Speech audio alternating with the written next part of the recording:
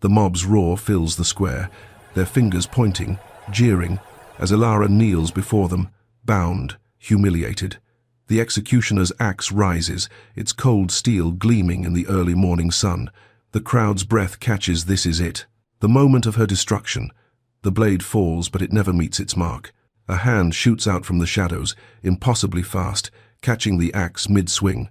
The crowd gasps. The dark Duke, Dorian Blackwood, stands between her and certain shame, his grip unyielding, his blood staining the air as it seeps from his hand. The square falls silent. "Enough," he speaks, his voice as cold as the blade in his hand. His gaze turns to her, piercing, intense. A strange recognition flickers in his eyes. But why has he come? What does he want with her now? "Hello, lovely. If you're enjoying this historic romantic tale, I'd be so grateful for a like or a subscribe. It helps me bring you more stories of love, longing, and history. And if you're up for it, tell me in the comments where you're watching from. I read every note, and it always brings a smile to my face. Chapter 1. The Square of Judgment. Dawn broke over the town square like a wound splitting open, all crimson and gold bleeding across the cobblestones. Ilara Whitmore stumbled as rough hands shoved her forward, her bound wrists screaming in protest. The rope had rubbed her skin raw during the long night in the magistrate's cell, but she refused to cry out. She would give them nothing, not her tears, not her pleas, and certainly not her confession to a crime she had never committed. "Move faster, harlot," a woman's voice cut through the morning air, sharp as broken glass. Lysandra Greaves swept ahead of the mob like a dark angel of judgment, her emerald silk dress pristine despite the early hour. Her blonde hair was arranged in perfect ringlets, her posture that of a queen leading her subjects to war. But her eyes, those pale blue eyes, burned with something far uglier than righteousness. "Homewrecker," someone shouted from the crowd. "Seductress," another voice joined in. "She used witchcraft to steal him." The accusations rained down like stones, each one designed to bruise, if not break. Ilara kept her gaze fixed straight ahead, her silver-grey eyes reflecting nothing but defiance. Her dress, one she had sewn herself from modest cotton, hung in tatters, torn deliberately by her captors to complete the picture of moral corruption they were painting. Her dark hair, usually pinned neatly for work, fell in tangled waves around her shoulders. They reached the center of the square, where a wooden platform had been erected overnight. The sight of it made Ilara's stomach twist. She had walked through this square 1,000 times, had sold her dresses to merchants whose wives now screamed for her humiliation. The baker who had always complimented her needlework now spat at her feet. The world had turned inside out in the span of a single day. "Citizens of Thornwick," Lysandra's voice rang out, silencing the mob. She ascended the platform with practiced grace, every inch the wronged woman seeking justice. "We gather here to witness the punishment of Ilara Whitmore, who stands accused of seduction, adultery, and the destruction of sacred betrothals." The crowd roared its approval. Ilara's mind drifted back 3 weeks, to the moment her life had shattered. Lord Geoffrey Thorne had entered her modest seamstress shop on Market Street, requesting a dress for his mother's birthday. He was a soft-spoken man with kind eyes, the only son of a wealthy merchant family. Ilara had accepted the commission gratefully. The Thornes' patronage would mean steady work for months. But Geoffrey had returned, again and again, not to discuss the dress, but to talk, to watch her work, to confess, eventually, that he found her unlike any woman he had ever known. "I cannot marry Lysandra," he had said that final afternoon, his voice desperate. "She is cold, calculating. But you have warmth, creativity, genuine kindness. I love you, Ilara. Run away with me." Ilara had refused as gently as she could. "My lord, you honor me, but I cannot accept. You are betrothed. I am a seamstress. Our worlds are not meant to intersect this way." He had left heartbroken. She had thought that was the end of it. How naive she had been. "This woman," Lysandra continued, her voice dripping with manufactured grief, "used her beauty and cunning to bewitch my betrothed. She lured Lord Geoffrey to her establishment under the pretense of honest work, then seduced him, breaking our engagement and destroying my family's honor." Lies. Every word was poison, wrapped in silk. But the crowd believed. They wanted to believe. A beautiful seamstress tempting a wealthy lord made for a satisfying story, one that confirmed their suspicions about women who worked alone, who lived without husbands, who dared to be independent. "The punishment for such crimes," Lysandra announced, "is public marking. Let all who see her know what she is." A figure emerged from the crowd, and Ilara's breath caught. Willem, the town's executioner, climbed the platform with heavy steps. He was a massive man with a scarred face, but his hands trembled as he lifted his axe. The blade caught the morning light, winking like a cruel eye. This was not an execution, not in the traditional sense. They would not take her head. Instead, they would take her hair, cutting it short in front of the entire town. The mark of an adulteress, the brand of a homewrecker. She would be forced to live with the shame, unable to hide what she had supposedly done. Willem's eyes met hers for just a moment, and she saw the apology there. He was a good man, forced to do terrible things by those with power and gold. "She destroys families," Lysandra shrieked, whipping the crowd into fresh frenzy. "She corrupts good men. She must be marked so all will know her true nature."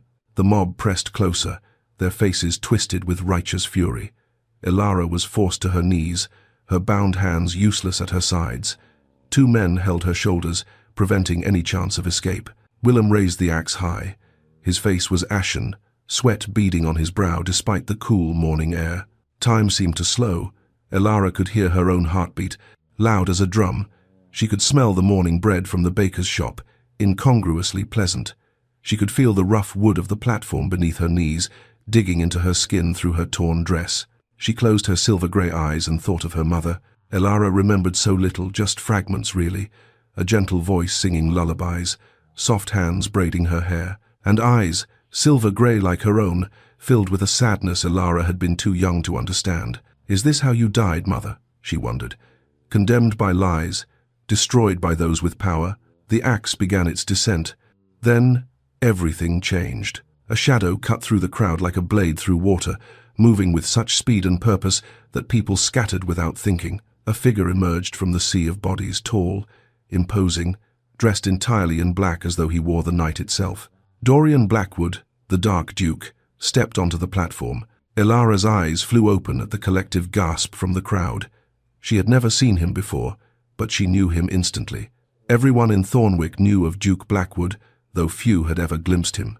He was legend made flesh, a decorated war hero who had returned from battle changed, hardened, transformed into something both more and less than human. He lived in isolation at Blackwood Manor, emerging rarely, always alone, always cold. He was beautiful in the way winter was beautiful, all sharp angles and unforgiving lines.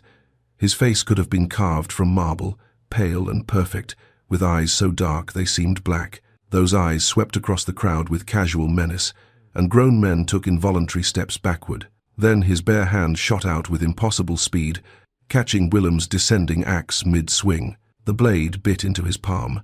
Blood welled up, bright crimson against his pale skin, dripping onto the cobblestones with soft, rhythmic sounds. But Dorian Blackwood did not flinch. He held the axe motionless as though it weighed nothing, as though pain was merely a concept that did not apply to him.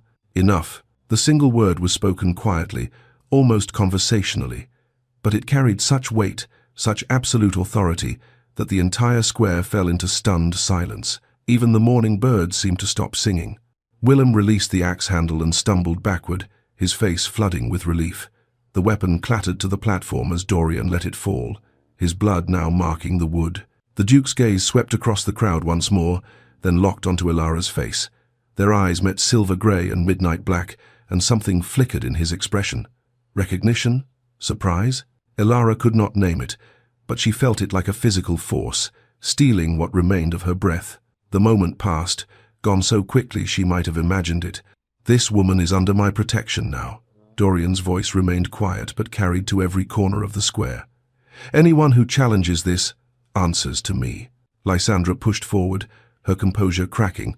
"Your Grace, this is a matter of justice. She is under my protection," Dorian repeated, turning his dark gaze on Lysandra. "Do you wish to challenge me, Miss Greaves?" Lysandra's mouth opened, then closed. Her face flushed with fury, but she could not speak. No one challenged the Dark Duke, not if they valued their position, their wealth, or their safety. Dorian descended to where Ilara knelt, held by her captors. He made a slight gesture, and the men released her immediately, scrambling away as though burned. Then he reached down with his bleeding hand and grasped the ropes, binding her wrists. The rough fibers turned crimson as he worked, but within moments, Elara's hands were free. She brought them forward, staring at the blood, his blood, now marking her skin. "Stand," he commanded, not unkindly. Elara tried. Her legs had gone numb from kneeling, from fear, from the shock of survival. She managed to rise halfway before her knees buckled. Dorian caught her with ease, one arm sweeping beneath her legs, the other supporting her back. He lifted her as though she weighed nothing, cradling her against his chest. Through the torn fabric of her dress, she could feel the solid strength of him, could smell cedar and leather and something darker, more complex. "Why?" the word escaped her lips as a whisper, barely audible. The Duke looked down at her, and for just a moment, his marble facade cracked. Something human flickered in those dark eyes, something almost like pain, or perhaps memory. "Because you have your mother's eyes." The world tilted. Elara's vision blurred at the edges, darkness creeping in like a tide. Her last coherent thought before consciousness fled was a question that would haunt her waking. How did he know? My mother. She felt herself being carried, heard the murmur of the crowd parting before them, sensed the morning sun warm on her face. Then there was only darkness, and in that darkness, a memory that was not quite a memory, a woman's voice, singing a lullaby in a language Elara did not know, and the feeling of absolute safety she had not known since childhood. Behind them, the town square remained frozen in shocked silence. Willem stood on the platform, staring at his empty hands. Lysandra's face was white with rage and something else, fear, perhaps, or the first cold touch of understanding that she had made a grave mistake. And the axe lay on the blood-stained wood, abandoned, its task forever unfinished. Chapter 2. The Duke's Fortress. Elara woke to softness. After a night on the cold stone floor of the magistrate's cell and the rough wood of the platform, the sensation was so foreign it took her several moments to orient herself. Silk sheets whispered against her skin. A velvet canopy hung above her, deep burgundy embroidered with silver thread. The stitching was exquisite, she noted, automatically, even through her confusion. Pale morning light filtered through heavy curtains, casting the room in a golden haze. This was not her modest room above the seamstress shop. This was not anywhere she had ever been. Panic fluttered in her chest like a trapped bird. She sat up too quickly, and pain lanced through her wrists where the ropes had bitten deep.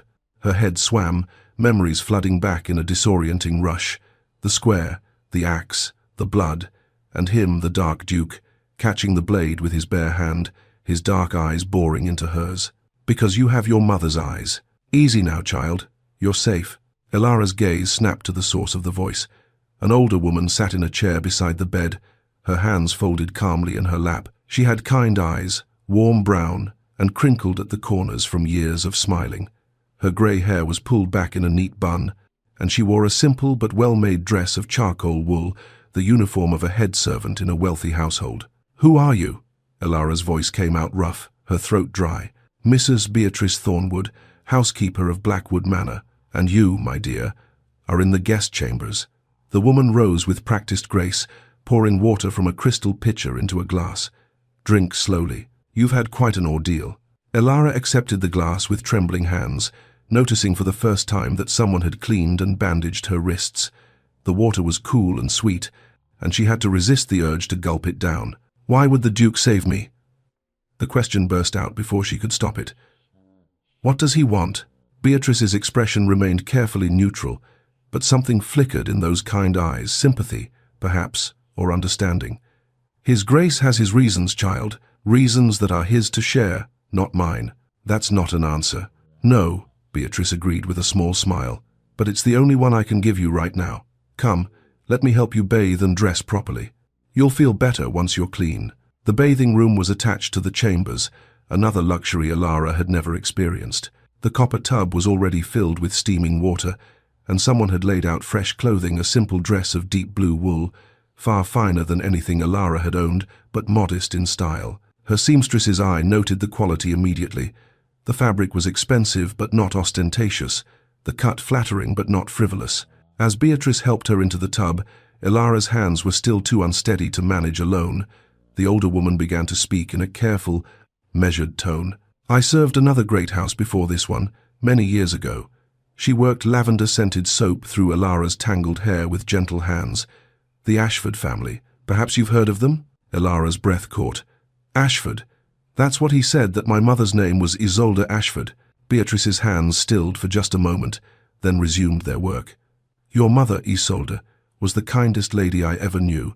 She had a way of making everyone feel seen, valued, even servants like me. Her voice softened with memory.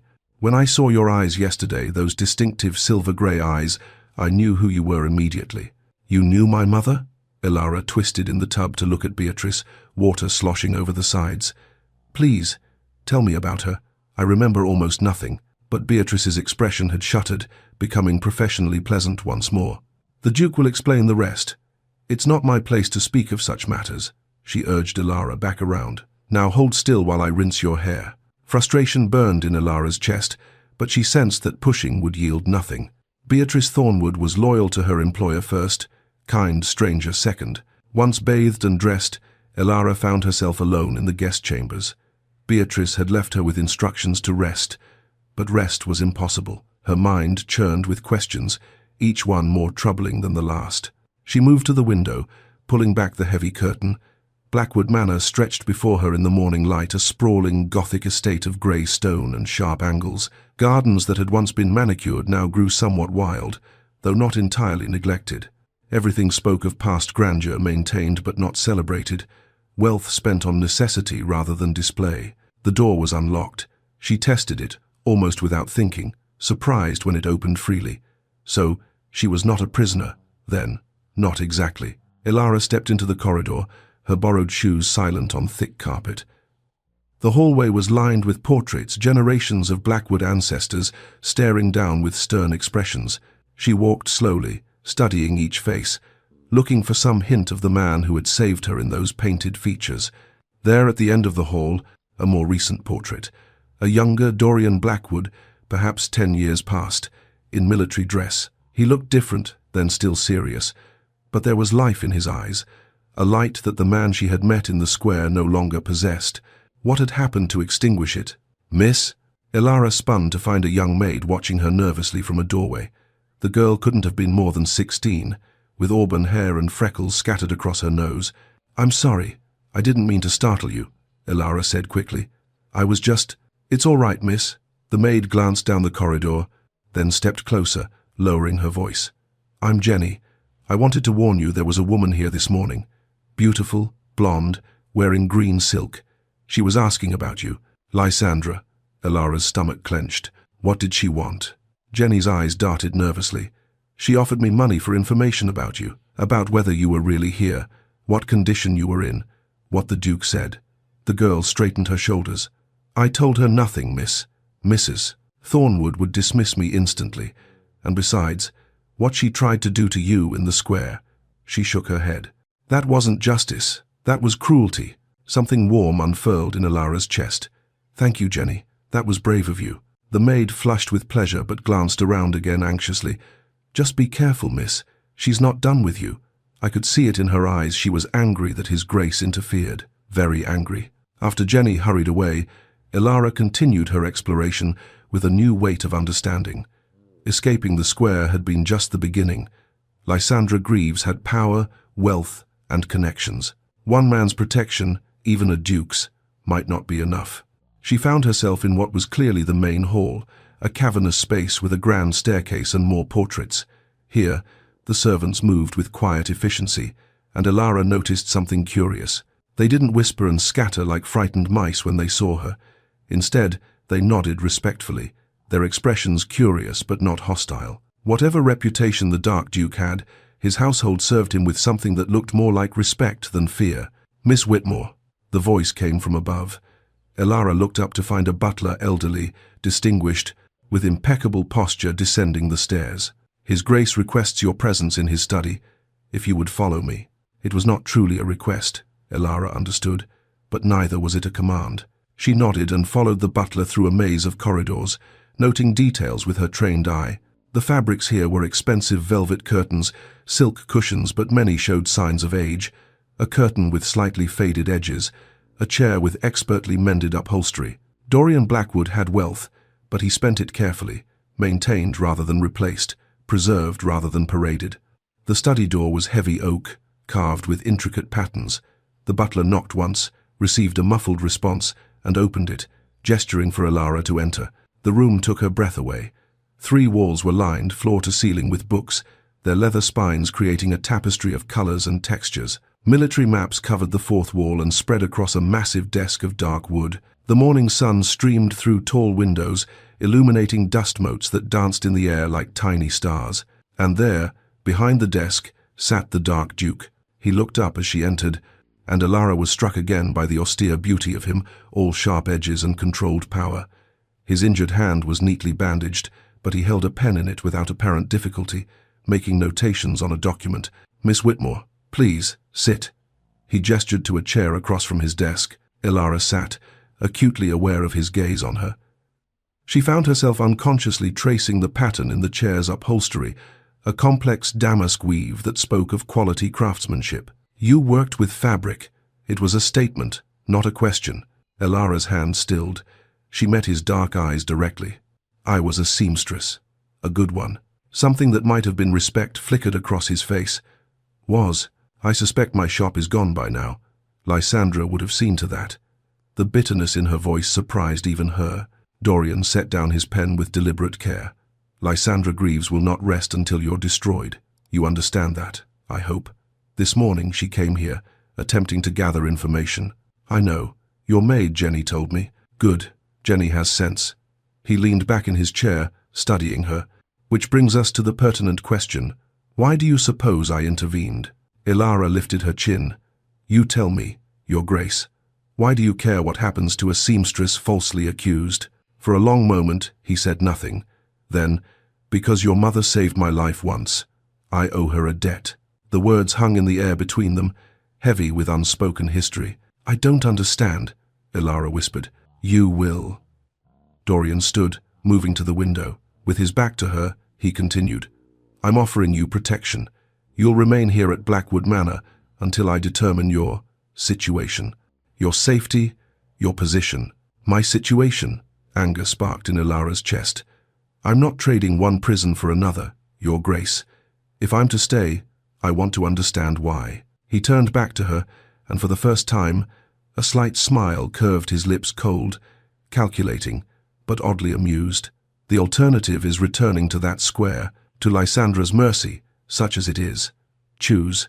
Alara's hands clenched in her lap. He was right, and they both knew it. She had nowhere else to go, no one else to protect her. But agreeing felt like surrendering the last shred of control over her own life. "Tell me one thing," she said finally. "Tell me about my mother." Dorian returned to his desk, settling back into his chair. His expression shifted, becoming something almost gentle. "What do you know of her?" "Nothing." Alara's voice broke slightly despite her efforts to control it. "She died when I was 3. I have one memory, her singing, and her eyes like mine." "Your mother's name was Isolde Ashford." Dorian opened a drawer in his desk, withdrawing something small. "That name means something, Miss Whitmore. Something dangerous enough that people killed to bury it." He slid the object across the desk, a miniature portrait in a silver frame. Alara's hand trembled as she picked it up. The woman in the painting stared back at her with familiar silver-grey eyes set in a face that could have been Alara's own, just older, more refined, the same dark hair, the same delicate bone structure. But there was something else, a quiet strength in the painted gaze, a nobility of bearing that spoke of breeding and education. Alara couldn't finish the sentence. "Your mother, Lady Isolde Ashford, daughter of one of the most powerful families in the kingdom." Dorian's voice was soft but inexorable. "Welcome home, Lady Alara Ashford." The portrait slipped from Alara's fingers, clattering onto the desk. The world tilted sideways, everything she thought she knew about herself fragmenting like glass. "No," she whispered, "that's impossible. I'm a seamstress. My mother was in hiding," Dorian finished, "protecting you, and herself, from the same forces that tried to destroy you yesterday." Alara looked up at him, and in his dark eyes she saw truth, terrifying, incomprehensible truth. Her life, as she had known it, was a lie, and the real story, whatever it was, had just begun. Chapter 3. Secrets in the Shadows. The days at Blackwood Manor fell into a rhythm that was both foreign and oddly comforting. Alara woke each morning in silk sheets, dressed in borrowed gowns that fit surprisingly well, and wandered halls that grew less intimidating with each passing hour. She was not a prisoner, the doors were unlocked, the grounds open to her, but she felt watched nonetheless. Not with hostility, but with a careful attention that suggested protection rather than confinement. On the third day, restlessness drove her to Beatrice's sitting room, where the housekeeper was sorting through a basket of mending. "May I help?" Elara asked from the doorway. Beatrice looked up, surprise flickering across her weathered face. "My dear, you're a guest. You needn't. Please." Elara stepped into the room, her fingers already itching for the familiar comfort of needle and thread. "I can't sit idle. It's not in my nature." Understanding softened Beatrice's expression. "I know the feeling well." She gestured to the basket. "A footman tore his livery on a rosebush. I've been putting it off. The fabric is difficult to work with." Elara settled into the chair beside her, examining the garment with a practiced eye. The tier was substantial, the wool expensive and tightly woven, but her hands knew what to do, had known since before memory. Within minutes, she was lost in the familiar meditation of repair, her needle flashing in and out with precise, nearly invisible stitches. When she finished, Beatrice held the livery up to the light, searching for the mend. "Extraordinary," she breathed. "I can barely see where it was torn." Word spread through the household with the speed of wildfire. By evening, 3 more servants had appeared at Beatrice's door with items needing repair: a torn apron, a frayed curtain tie, a tablecloth with a stubborn stain that needed careful embroidery to conceal. Elara welcomed each task, and with each completed repair, the servant's initial wariness transformed into something warmer. "What's your name?" she asked the footman when he came to collect his mended livery. He blinked, clearly unused to such attention from those above his station. "Thomas." "Miss. The rose bushes near the east garden are particularly vicious, Thomas. Perhaps approach them from the left side, the thorns angle differently there." A slow smile spread across his face. "Thank you, miss. I'll remember that." What Elara didn't know was that Dorian watched these interactions from doorways and shadowed corners, observing with an intensity he couldn't quite name. He saw her ask the scullery maid about her ailing mother, saw her remember the names of servants most nobles would never acknowledge. He watched, and something long dormant stirred in his chest, something uncomfortable and achingly familiar. On the 5th evening, Elara found Jenny crying in an alcove near the servants' quarters. The girl's face was blotchy, her eyes red-rimmed with grief. "Jenny," Elara knelt beside her without hesitation. "What's wrong?" "My mother," Jenny choked out. "She's taken ill with fever. The physician says—" Her voice broke. "He says she may not recover." Elara had no magic cure, no wealth to offer better doctors, but she had hands that knew how to comfort.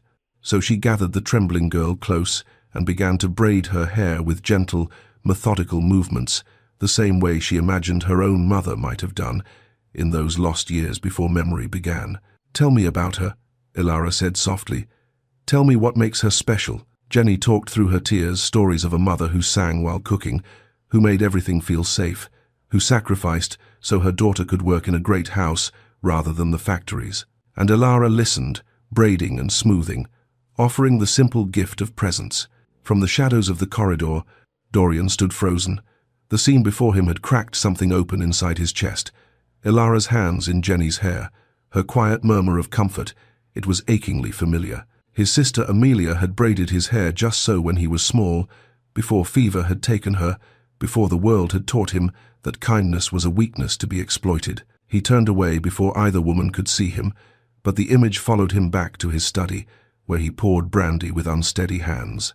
The next morning, Dorian surprised them all by granting Elara unrestricted access to his library. "You strike me as someone who needs answers," he said simply, handing her the key to the locked section. "Perhaps you'll find some there." Elara spent hours among the books, her fingers trailing across leather spines, pulling down volumes on noble lineages and political history. The Ashford name appeared repeatedly, a family of hereditary advisors to the crown, holders of the Duchy of Thornshire, renowned for their wisdom and loyalty, stretching back generations. Then, 20 years ago, the record simply, F.T. stopped. Official documents claimed the Ashfords had fled the country under suspicion of treason, but tucked between the pages of a geography text, Elara found something else, a letter, yellow with age, written in a shaking hand. "They came at night. We barely escaped with our lives." Edmund Thorne has orchestrated this. I know it was him. The evidence we gathered against the conspiracy died with everyone in that house. Everyone but Isolde, who ran with the child. Heaven protect them both. Ilara's hands shook as she read. The letter was unsigned, undated, but the implications were clear. The Ashfords hadn't fled. They'd been slaughtered. Shortly after their disappearance, she discovered in a dusty ledger the Thornshire lands had been granted to Lord Edmund Thorne, Geoffrey's father, Lysandra's would-be father-in-law. The pieces assembled themselves with terrible clarity. If Ilara was truly an Ashford heir, her very existence threatened the Thorne family's claim to stolen wealth and power. Lysandra's vendetta wasn't just about jealousy over Geoffrey's infatuation. It was about eliminating a threat to her family's entire foundation. But how had Lysandra discovered the truth? And more importantly, who else knew? That afternoon, Ilara stood at her chamber window, watching clouds gather over the distant hills. Movement caught her eye, a figure at the tree line, partially obscured by the forest's shadows. An elderly woman in a hooded cloak, standing perfectly still, watching the manor with an intensity Ilara could feel, even at this distance. Their eyes met across the expanse of lawn. The woman's face was hidden, but something in her posture suggested longing, grief, and recognition. Then she was gone, melting back into the trees like smoke. Ilara found Beatrice in the kitchen, supervising the evening meal preparations.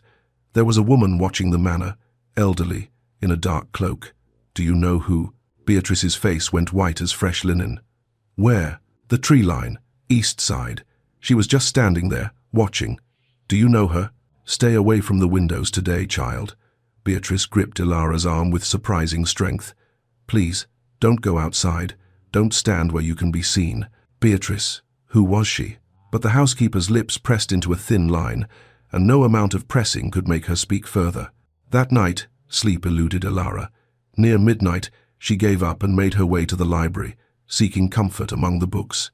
She wasn't prepared to find Dorian already there. He sat in a leather chair, a glass of brandy in one hand, staring at a collection of military commendations mounted on the wall.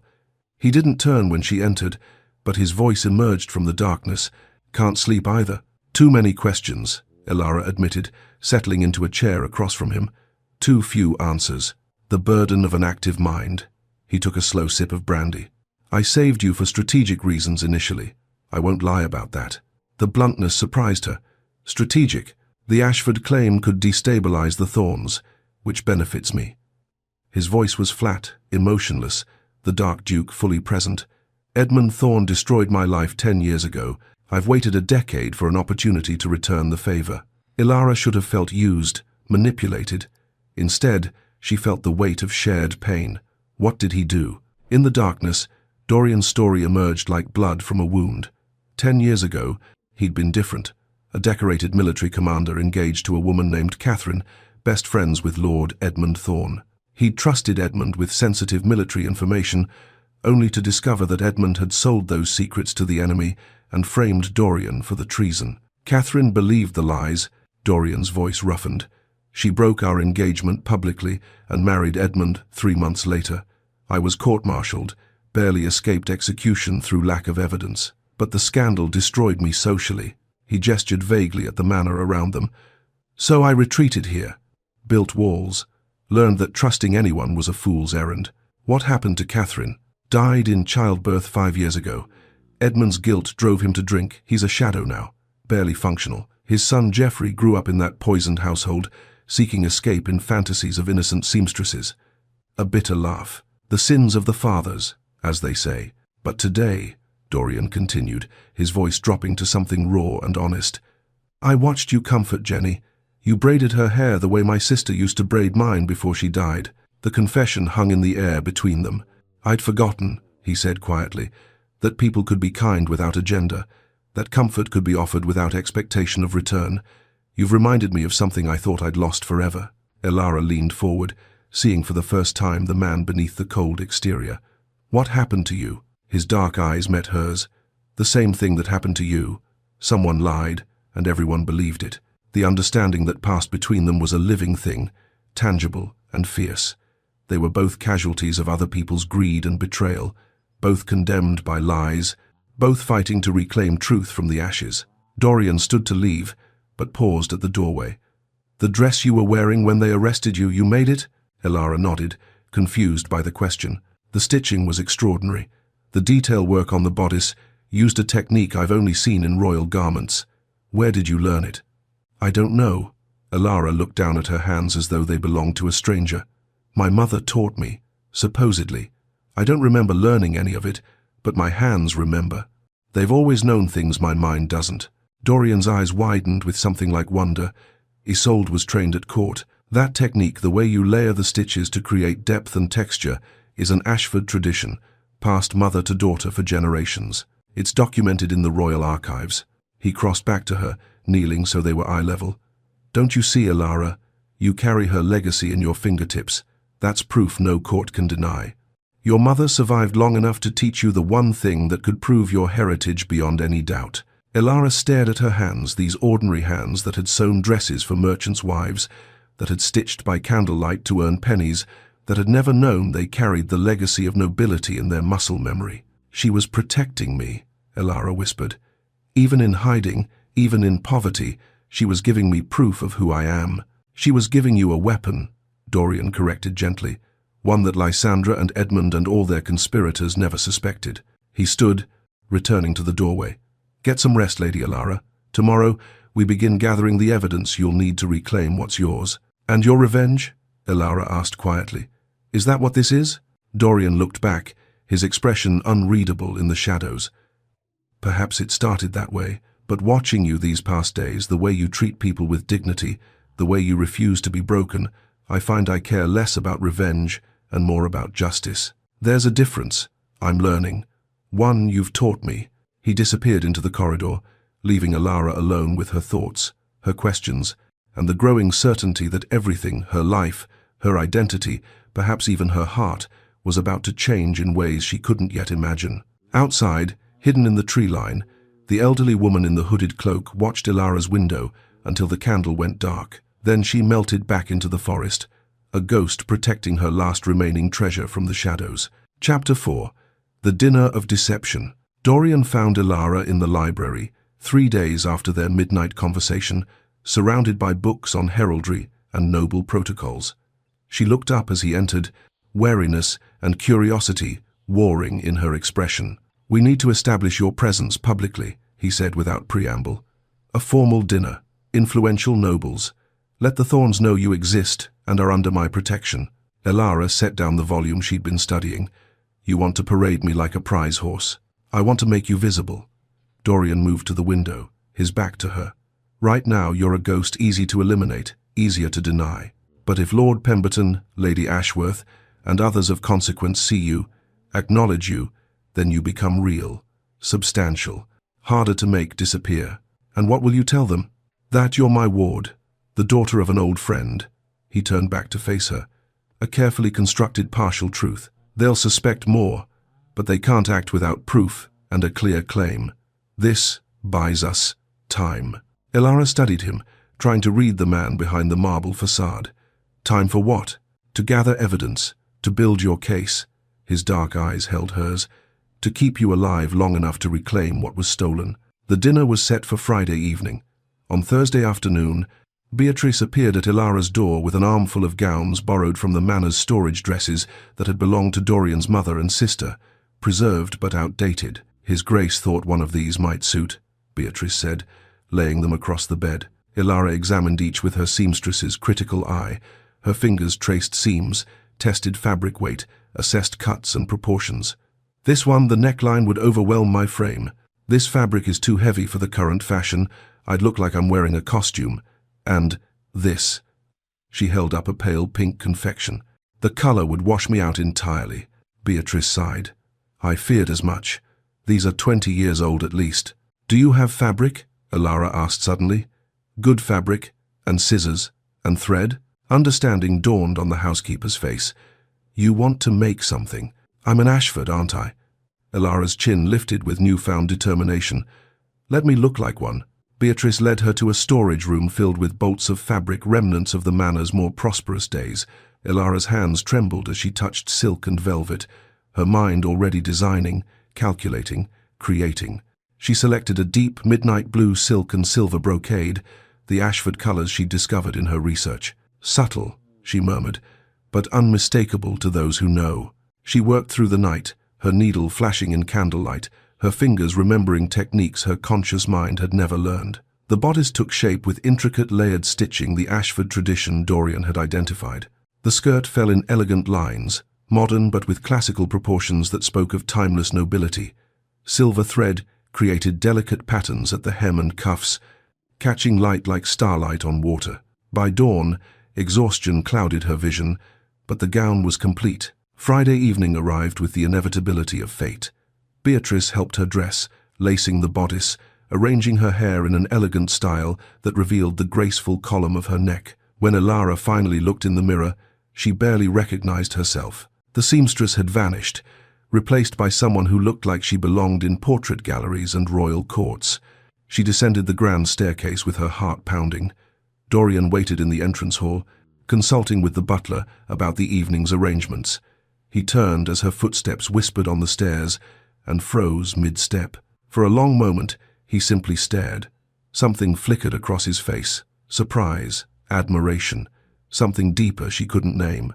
"You're not just a seamstress," he said finally, his voice rough. "You're an artist."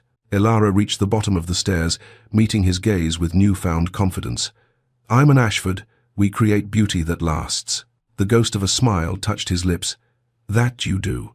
The nobles arrived in a procession of carriages, their jewels glittering, their laughter practiced and hollow. Elara watched from the drawing-room as they entered Lord Pemberton with his calculating eyes, Lady Ashworth with her shrewd assessment, various others whose names Beatrice had drilled into her memory. Then Lord Edmund Thorne stumbled through the door, his son Geoffrey supporting him with obvious embarrassment.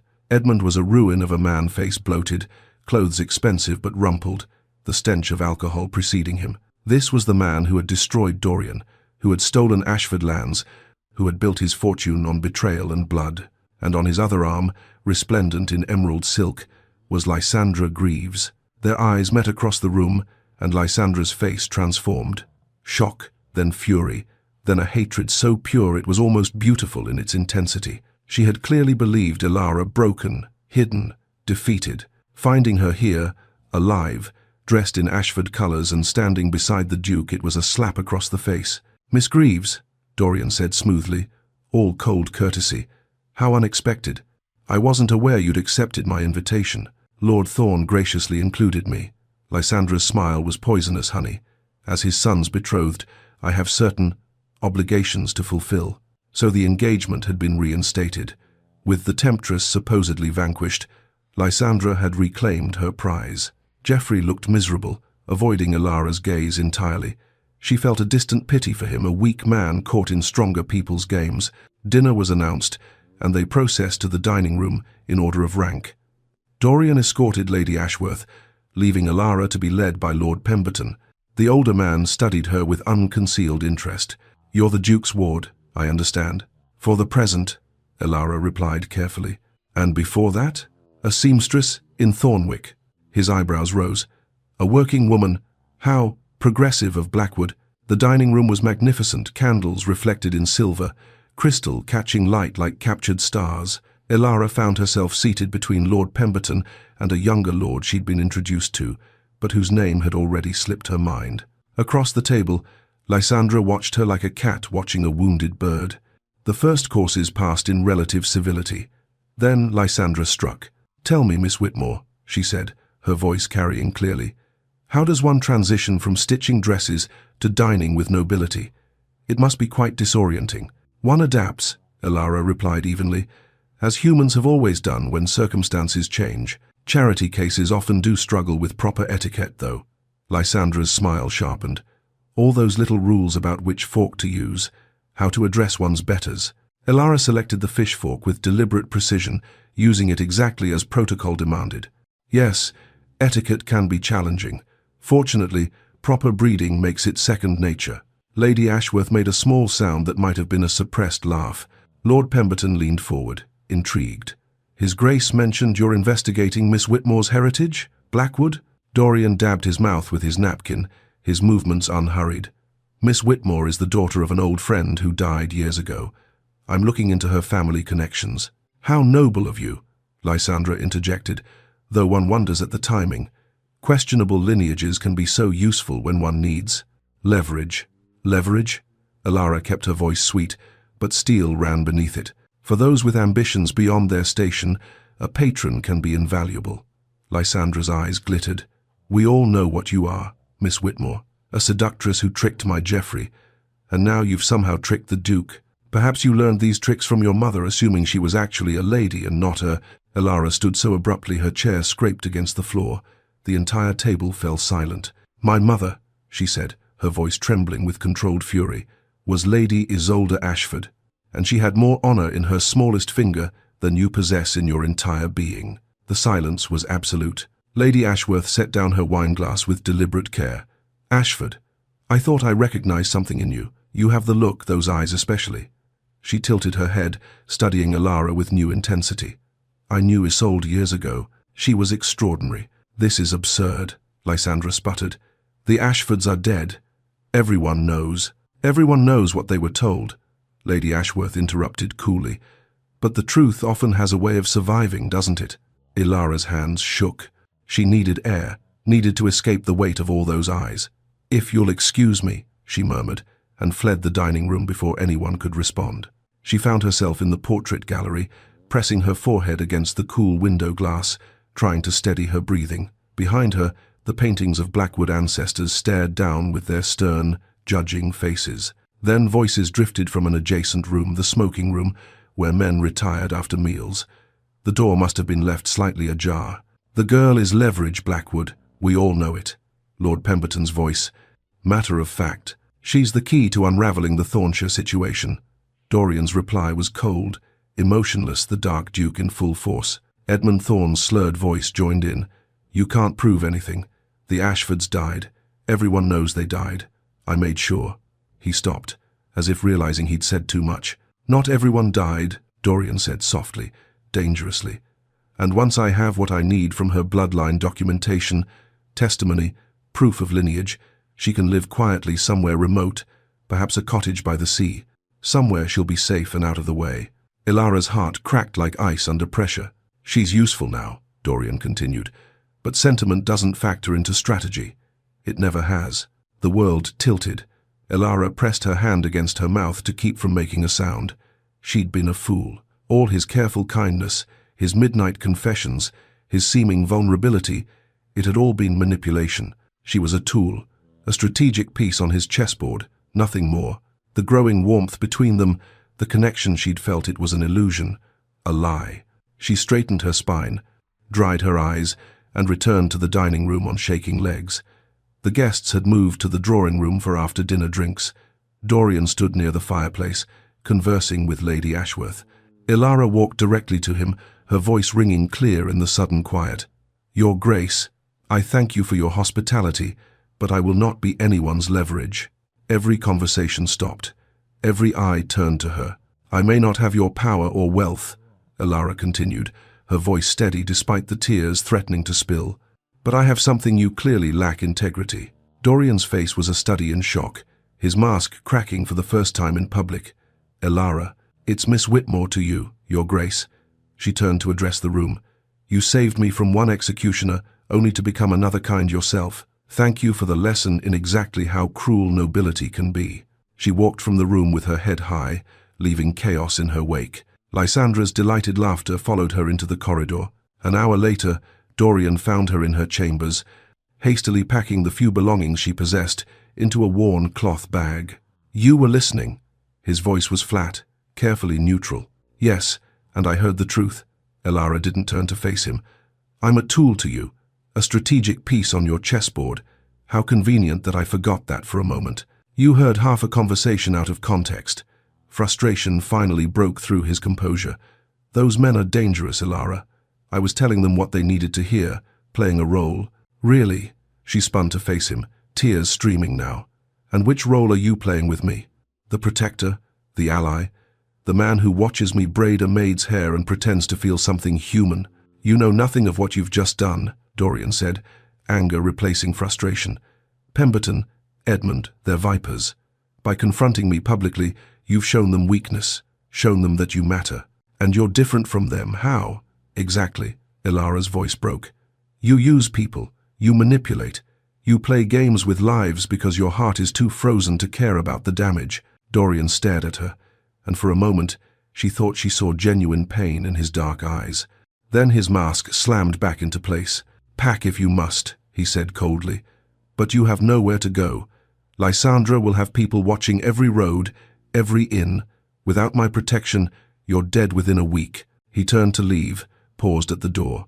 Without looking back, he said quietly, for what it's worth, you were magnificent tonight. Your mother would be proud. Then, softer, almost to himself, and I am, becoming someone I don't recognize, because of you. But Ilara was crying too hard to hear the last part. The door closed with a soft click, leaving her alone with her broken trust and the terrible knowledge that, even if Dorian had been playing a role with those men, she had no way of knowing where the performance ended and the truth began. In the corridor, Dorian pressed his back against the wall, his eyes closed, his bandaged hand throbbing with remembered pain. He'd caught a blade for her, but he couldn't catch her trust, and now he wondered if that loss would destroy him more thoroughly than Edmund Thorne ever had. Chapter 5. Fractured Trust. Ilara refused to leave her chambers the next day. She sat by the window, watching clouds drift across the pale sky, her untouched breakfast tray growing cold on the table. Her fingers traced patterns on the glass, intricate stitching designs her hands knew by instinct, comfort in repetition when her mind offered none. Below, in his study, Dorian Blackwood poured his third glass of brandy before noon. He stood before the window on the opposite side of the manor, staring at nothing, replaying Ilara's words in an endless, punishing loop.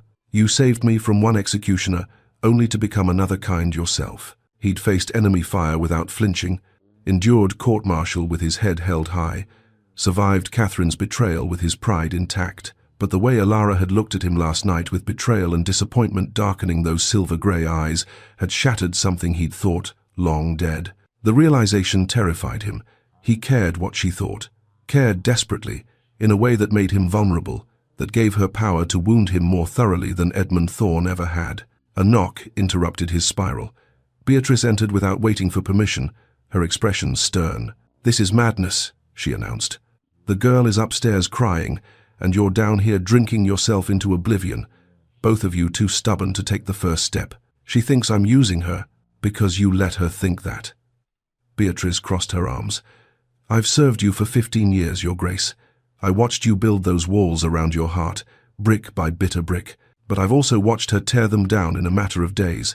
That terrifies you more than any enemy ever could." Dorian said nothing, which was answer enough. "Tell her the truth," Beatrice urged. "All of it, before it's too late." Upstairs, Beatrice brought tea to Ilara's chambers, settling into the chair beside the window with the comfortable authority of someone who'd earned the right. "You haven't eaten," she observed. "I'm not hungry." "Heartbreak does steal the appetite." Beatrice poured tea with steady hands. "But starving yourself won't change what happened." Ilara accepted the cup but didn't drink. "He was using me. I heard him say it." "You heard him playing a role." Beatrice's voice was gentle but firm. "I've served the Duke for 15 years, child. I've never seen him like this, distracted, unguarded, almost human again." She leaned forward, her kind eyes intent. "Let me tell you about the man who saved you. 10 years ago, his best friend betrayed him, his fiancée abandoned him, and his sister died in his arms from fever while he was under house arrest, unable to get proper physicians. He survived by becoming stone cold, calculating, impenetrable. That doesn't excuse." "I'm not excusing, I'm explaining." Beatrice took Ilara's hand. "You're the first person who's made him want to tear those walls down. That conversation you overheard? He was protecting you by making you seem like a pawn, so Pemberton and Edmund wouldn't see you as a genuine threat to their schemes. If they'd known how much you matter to him, they'd have used it against you both." Ilara wanted desperately to believe this. But trust, once broken, didn't mend easily. "How can I know what's real and what's performance?" "Because I see how he looks at you when you're not watching," Beatrice said simply. "The same way you look at him." That morning, before the household stirred, Dorian had walked to Thornwick's town square. Dawn painted the cobblestones in shades of rose and gold, transforming the sight of Ilara's near destruction into something almost peaceful. Willem was there, sitting on the platform's edge, carving wood with patient precision. The executioner's axe was gone, replaced by craftsman's tools. Wood shavings curled at his feet like pale flower petals. "Your Grace." Willem set down his work, moving to stand. "Don't." Dorian gestured for him to remain seated. "I came to ask you something. That day, why did you drop the axe?" Willem was quiet for a long moment, his scarred hands still. "I've done terrible things at the magistrate's orders, hurt people who may not have deserved it, all because I was afraid of losing my position, my income. I told myself I was just following orders." He looked up at Dorian, his eyes haunted.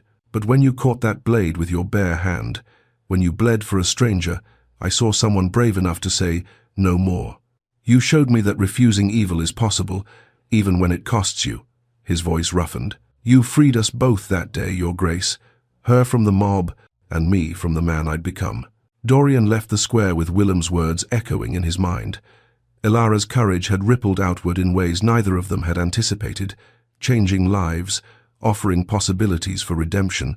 He couldn't let her believe he'd saved her only for strategy, not when the truth was so much more complicated, so much more dangerous to his carefully guarded heart. In a drawing room across town, Lysandra Greaves spread documents across a table, her pale eyes scanning yellowed pages with predatory focus. The corrupt magistrate, Horace Graves, a distant cousin who owed his position to her family's influence, hovered nervously nearby. "You're certain?" Lysandra demanded. "The records are clear." Horace pointed to a census document from 18 years prior. "Lady Helena Ashford wasn't at the estate during the massacre. She survived. And there've been rumors of an elderly woman living in the forest north of Blackwood Manor for years." Lysandra's smile was a blade. "Then we find her, eliminate her, then the girl. With all Ashford heirs dead, no one can contest the Thornshire claim. The Duke will be discredited when it's revealed he's harboring false nobility." Lysandra stood, her emerald skirts rustling. "Geoffrey remains infatuated with that creature, which makes my engagement precarious. I won't lose everything I've worked for because of some seamstress with delusions of grandeur." She turned to the two men standing in the shadows, hired muscle with hard faces and empty eyes. "Find Lady Helena. Don't kill her yet, she may be useful as bait, but make sure she can't interfere." Despite Beatrice's warnings, Elara needed air, needed escape from the suffocating confusion of her chambers. She walked the estate grounds as afternoon shadows lengthened, following stone paths through overgrown gardens that spoke of former glory. Movement at the forest's edge caught her attention. The elderly woman in the hooded cloak stood beneath an ancient oak, closer than she'd ever been before. This time, Elara could see her face lined with age but still beautiful, with high cheekbones and a graceful bearing that spoke of nobility. Their eyes met across the garden, and Elara's breath caught. The woman's expression held such longing, such fierce recognition and love, that it was almost painful to witness. "Wait," Elara called, moving toward her. "Please, who are you?" But the woman shook her head, pressing one gnarled hand to her heart, a gesture of farewell, and promise both then melted back into the forest like morning mist. Elara returned to the manor, shaking, seeking the one person who might have answers. She found Dorian in the library, staring at an open book he clearly wasn't reading. "The woman," she said without preamble. "I saw her again, elderly, but noble bearing, silver-grey eyes like mine. Who is she?" Dorian's face went carefully blank. "Describe her. Everything." Elara did, watching tension gather in his shoulders with each detail. When she finished, he stood abruptly, moving to the window as if needing distance. "It can't be," he muttered. "She died years ago. Everyone said so." "Who?" Elara demanded, crossing to stand beside him. "Tell me." He turned to face her, and for the first time since the disastrous dinner, he looked uncertain, almost vulnerable. "Your grandmother, Lady Helena Ashford. She was reported dead in the massacre, but if she survived." His eyes widened with sudden understanding. "She's been protecting you all this time, from the shadows." Before Elara could respond, Beatrice appeared in the doorway. "Your Grace, Miss Whitmore, you both need to speak. Clear the air before it poisons everything." She ushered them to chairs by the fireplace with the authority of someone who'd earned the right to manage noble stubbornness, then firmly closed the door as she left. Silence stretched between them, loaded with all the words left unspoken. Dorian broke first. "I want to explain something." "May I?" Elara studied him, the tense set of his shoulders, the careful neutrality he wore like armor. "You may speak." He unwound the bandage from his hand, revealing the healing scar that bisected his palm. "This is real," he said quietly. "The blood I shed for you, the pain I felt that was real. Not strategy, not calculation. In that moment, I acted on instinct alone." He met her gaze directly. "The words you overheard at dinner, those were theatre. Performance for men who would use any perceived weakness against us both. If Edmund and Pemberton thought you mattered to me personally, they'd hurt you to hurt me. But if they believe you're just strategy, they'll underestimate you. And underestimating you would be their greatest mistake." "How can I know the difference?" Elara's voice was barely a whisper. "Between what's real and what's performance. Because I'm telling you now, without audience, without agenda." He leaned forward, his dark eyes intense. "I underestimated you once. I won't make that mistake again." Elara considered this, her seamstress's instincts trained to see the truth beneath surface appearances. She saw no deception in his face, only raw honesty that looked like it cost him dearly. "If we're to work together," she said finally, "I need full truth. What is your goal, Dorian? Your real goal?" He flinched at the use of his given name, but didn't correct her. "Edmund Thorne betrayed me and holds lands stolen from your family. I want justice. You deserve your heritage. Our goals align perfectly. But somewhere along the way, this became about more than revenge or duty." He struggled with the words, unused to vulnerability. "It became about—" "Say it," Elara urged softly. "You've reminded me what it feels like to hope, to believe people can be genuine, can be good without agenda." His voice roughened. "I don't want to lose that.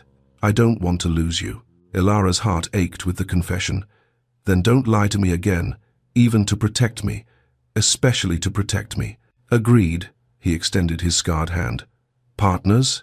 She placed her hand in his, feeling the ridge of scar tissue beneath her fingers. "Partners." Over the next 2 days, something shifted between them. Elara insisted on learning to defend herself, and Dorian agreed to teach her the basics. In the Manor's training room, a space clearly unused for years, he showed her how to break a hold, how to use an attacker's momentum against them, how to strike vulnerable points with maximum effect. "Again," he instructed, as she attempted to break his grip on her wrist. Elara twisted, used the technique he'd demonstrated, and suddenly found herself free, her momentum carrying her forward into his chest. His arms came up automatically to steady her, and they froze, faces inches apart, breathing hard from exertion. The tension between them shifted, transformed from distrust to something electric and dangerous. His gaze dropped to her lips. She swayed toward him, drawn by heat and promise. "Your Grace!" Beatrice's voice shattered the moment. "Captain Redfield has arrived with urgent news." They sprang apart like guilty children. Dorian cleared his throat, professional mask sliding back into place. "Send him in."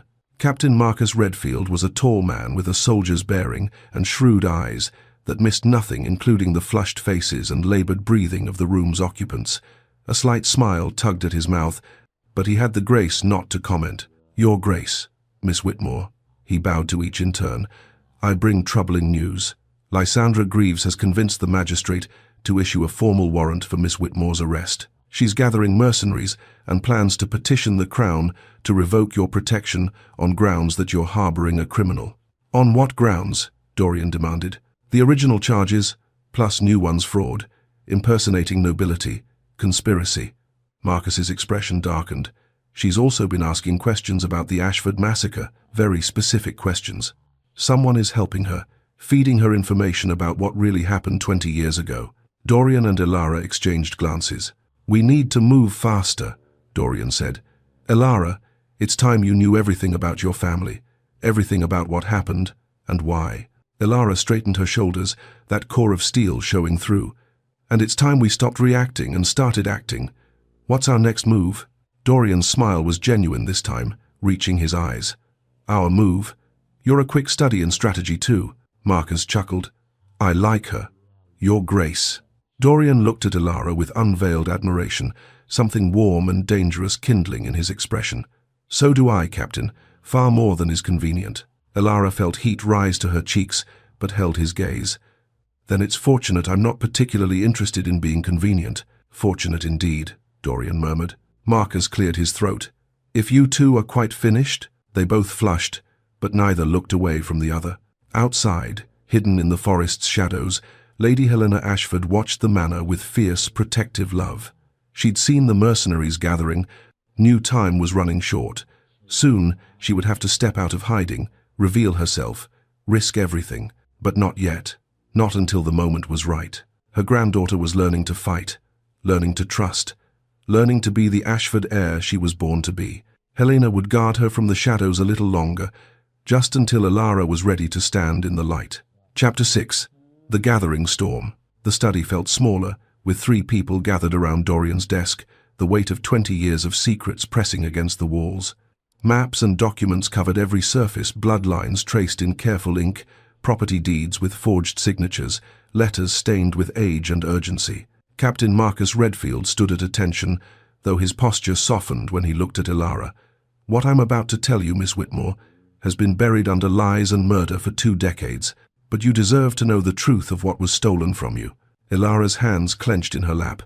Dorian moved to stand beside her chair, close enough that she could feel his presence, solid and reassuring. 20 years ago, Marcus began, the Ashford family uncovered a conspiracy at the highest levels of government. Certain advisors to the king were plotting to manipulate the succession to place a puppet on the throne they could control. Lord Edmund Thorne was central to this conspiracy, Dorian added, his voice hard as granite, along with several others who remain in power today. The Ashfords were hereditary advisors to the crown. When they discovered the plot, they became targets. Marcus unrolled a document, a letter in faded ink, the handwriting elegant but hurried. "Your mother, Lady Isolde Ashford, gathered evidence, names, dates, financial records proving the conspiracy. She was preparing to present it directly to the king when they came for us," Elara finished softly, pieces falling into place with terrible clarity. "The Ashford estate was attacked at night," Marcus confirmed. "Fire, violence, systematic execution. Everyone was presumed killed. The official story claimed the Ashfords themselves had committed treason and fled the country to avoid prosecution. But my mother survived." Elara's voice was steady despite the tears threatening. "She escaped with me." Dorian knelt beside her chair, his dark eyes holding hers. "Isolde was brilliant and brave. She took you and disappeared into the common world, became a seamstress, raised you alone, taught you her craft but hid your heritage to protect you from those who'd already killed everyone else she loved. She died when I was 3, Elara whispered. "Pneumonia," they said. "But she'd already given me everything I needed, the skills, the techniques that prove who I am. She left you a legacy in your fingertips," Dorian agreed gently. "Proof that no one could take away." Marcus cleared his throat. "There's more. Lady Helena Ashford, your grandmother and the family matriarch, also survived. She wasn't at the estate during the attack. She'd been visiting relatives in the north. By the time she learned what happened, everyone was dead or missing." Elara's breath caught. "The woman in the forest. She's been watching over me." "For years," Marcus confirmed. "She's been in hiding, gathering her own evidence, waiting for the right moment. She couldn't intervene at the square without exposing both herself and you to greater danger. The conspirators have agents everywhere in the magistrate's office, the constabulary, even at court. Trust no one," Dorian said grimly. "That's been our operating principle." Elara stood, pacing to the window, processing the enormity of it all. "So, if I can prove my identity and heritage—" "You inherit the Duchy of Thornshire," Marcus finished. "The lands, the title, the political influence. Everything the Thorns stole would be stripped away. And the evidence my mother and grandmother gathered," Elara continued, her mind racing, "could expose the entire conspiracy, destroy everyone involved." "Precisely." Dorian moved to stand beside her. "But you must be formally recognized by the crown. That requires presenting yourself at court, with irrefutable proof of your lineage and the endorsement of established nobility, which is why Lysandra is so desperate to eliminate me before I can do that." Elara turned to face them both. "She knows all of this. Someone's been feeding her information. Someone with access to old records and buried secrets," Marcus agreed darkly. "We're working to identify the source, but time is running short." A knock interrupted them. Beatrice entered, her face pale. "Your Grace, riders have been spotted on the North Road. At least 20 men, heavily armed." Dorian's jaw tightened. "It's begun. Marcus, mobilize our defenses." The next hours passed in organized chaos. Captain Redfield's soldiers, men who'd served with Dorian in the military and remained loyal despite his disgrace, arrived and took positions throughout the manor. Windows were barricaded, weapons distributed, escape routes planned. Elara refused to hide in her chambers. Instead, she moved through the preparations with focused purpose, her seamstress's knowledge proving unexpectedly valuable. "This armor," she told a young soldier, examining a weak point in his leather chest piece. "The stitching here is compromised. One good strike and it'll split. Let me reinforce it." Her needle flashed, strengthening vulnerable seams, adding protective layers where fabric met metal. The soldiers watched with growing respect as she worked with swift efficiency. In the manor's great hall, she spread out fabric across a table, deep blue silk and silver thread. Thomas, the footman she'd befriended, helped her stretch it taut. "What are you making, miss?" he asked. "A declaration." Elara's hands moved with practiced precision, creating the Ashford crest she'd studied in the library, a rising phoenix crowned with stars. If Lysandra wants a fight, let her know exactly who she's fighting. By evening, the banner was complete. Elara held it up to the fading light, and something fierce and proud swelled in her chest. This was her heritage, her family, her truth made visible. Dorian found her there, surrounded by servants who'd helped with the work. His expression when he saw the banner admiration mixed with something deeper, something vulnerable, made her heart race. "Walk with me," he asked quietly. They left the manor's bustle, walking the estate grounds as twilight painted the sky in shades of purple and gold. The air smelled of coming rain and wild roses, peaceful despite the storm gathering. "Tell me about your sister," Elara said. "Beatrice mentioned her, but you haven't spoken of her." Dorian was quiet for several steps. "Amelia. She died of fever when she was 12. I was 17, home on leave from my first military posting." His voice roughened with old grief. "She used to braid wildflowers into her hair and sing off-key. Drove our mother mad, but I loved it. She was fearless. Fierce reminded everyone that being noble didn't mean being cold." He glanced at Elara. "You remind me of her. That same spirit that refuses to be dimmed." Elara's throat tightened. "My mother used to sing to me. I can't remember the words, just the melody and the feeling of absolute safety. Like nothing bad could ever touch me as long as she held me." "I'll keep you safe," Dorian said. The promise waited with everything unsaid between them. Whatever it costs. They'd reached the manor's small chapel, a stone structure covered in ivy, its stained glass windows glowing faintly in the dusk. Elara stopped, turning to face him. "I need to ask you something, and I need the truth." She looked up at him, her silver-grey eyes searching his face. "Why did you really save me? Be honest." Dorian was silent for a long moment, struggling with words he'd kept locked away for so long. Finally, he spoke, his voice low and intense. "Because when I saw you in that square, defiant even in terror, I saw someone worth saving. Not for strategy, not for revenge, worth saving simply because you existed." He stepped closer, his gaze never leaving hers. "Because your eyes held something I thought was lost in this world, genuine innocence, real courage, not the performance of it, but the actual thing. Because I'd spent 10 years being cold and strategic, making every decision based on calculated benefit, and in that moment, I chose to be human again." His voice dropped to barely a whisper. "And because the moment I caught that blade, the moment my blood touched your skin, something in me caught fire. Something I thought had died with Catherine's betrayal." Elara reached up, her fingers trembling slightly as she traced the scar across his palm. "This must have hurt. I barely felt it." His hand closed gently around hers. "I was too focused on you, on the certainty that I couldn't let them harm you, couldn't let them take one more beautiful thing from this world." She lifted his scarred palm to her lips, pressing a kiss to the raised tissue. When she looked up, his expression had transformed, all his careful control burned away, leaving raw need and wonder. "Elara, She kissed him, cutting off whatever confession he'd been building toward. The kiss was tentative at first, a question, then deepening as he responded with fierce tenderness. His arms came around her, pulling her close, and she felt the thundering of his heart against her chest. When they finally broke apart, both breathing hard, Dorian rested his forehead against hers. "I can't promise you safety. I can't even promise you tomorrow." "Then promise me tonight." Elara's hands fisted in his jacket. "Promise me honesty. Promise me partnership. Promise me you'll never treat me as less than your equal." "I promise," he breathed, and kissed her again, deeper this time, pouring everything he couldn't say into the press of lips and the desperate grip of hands. They stood in the chapel's shadow, wrapped in each other, the world narrowing to just this moment, this feeling, this truth between them that needed no words. Finally, reluctantly, they pulled apart.